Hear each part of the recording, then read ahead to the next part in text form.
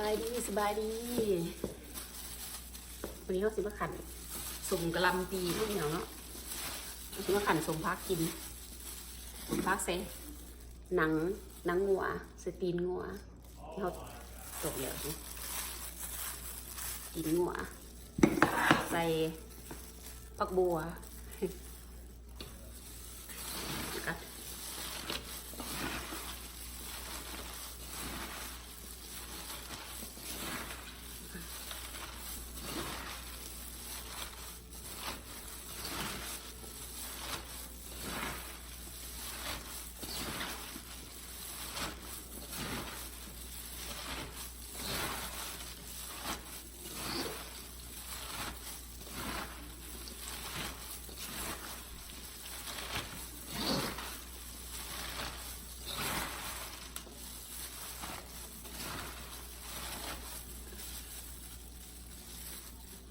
นางวัฒนัท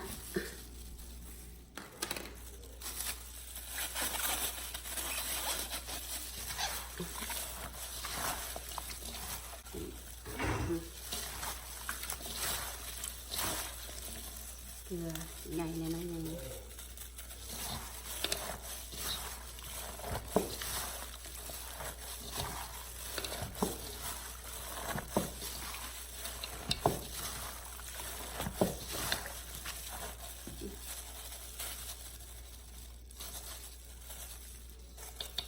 ใส่ผักบัวแบบนี้นะผักบัวพวกอันนี้ขันใส่น้ำเกลือล้างน้ำเกลือทั้งโบราณน้ำเกลือมันเหนียวเลยขันใส่น้ำเกลือใส่หอม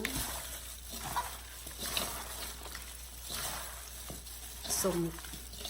พักกะหล่ำปี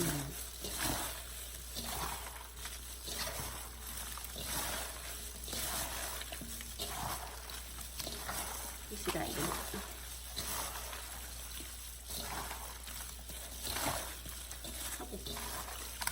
หอมล่ะ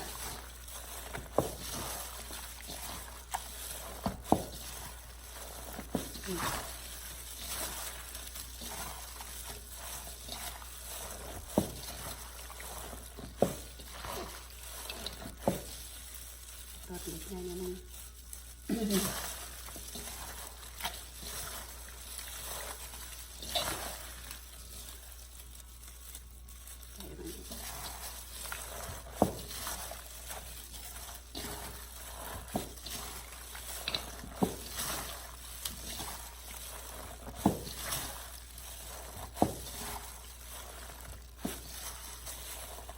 เห็ดยุ่งๆเอาคมแห้งเด้อมุนเบิด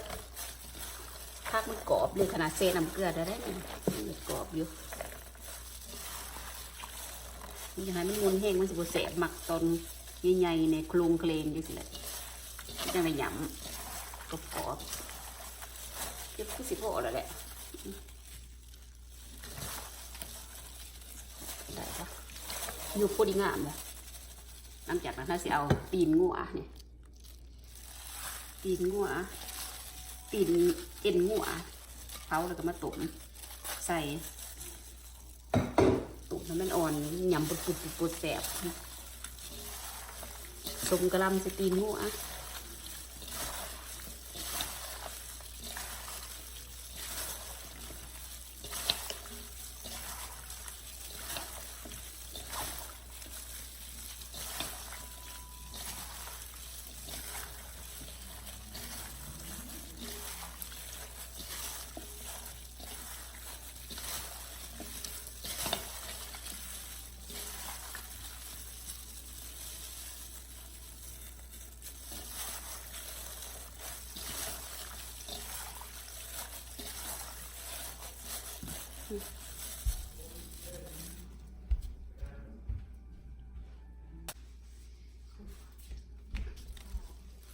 อันนี้เขาเหนียวเสน้ำใส่เขาก่อน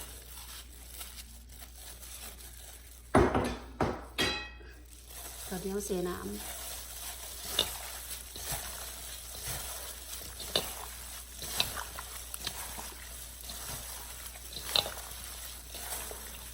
ใ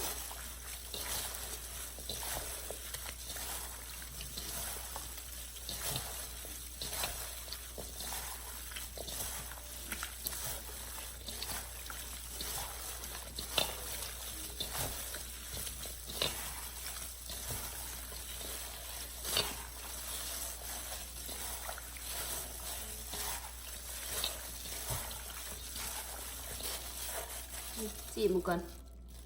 หนัวแล้วบ่หนัวบ่ดีบ่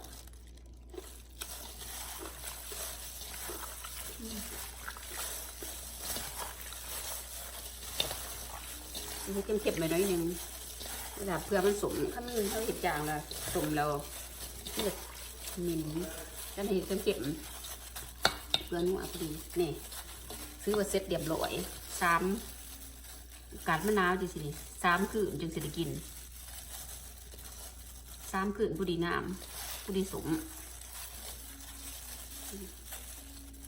นี่สมตีนงัวแซ่บเอาไปกินเด้อขยะหมดลายๆดีนะกินบุเบิดได้ดีนะแต่ว่าเห็ดลายซื้อ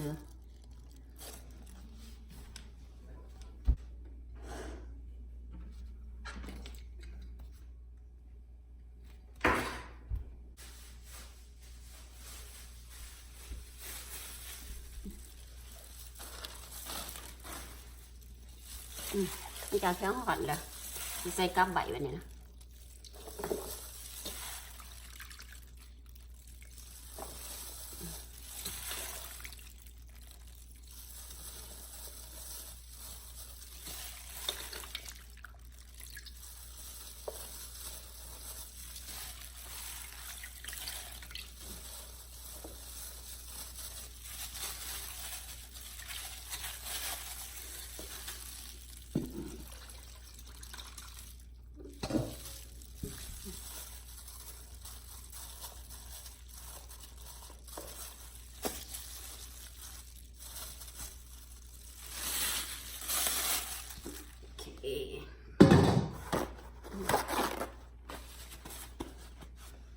นี่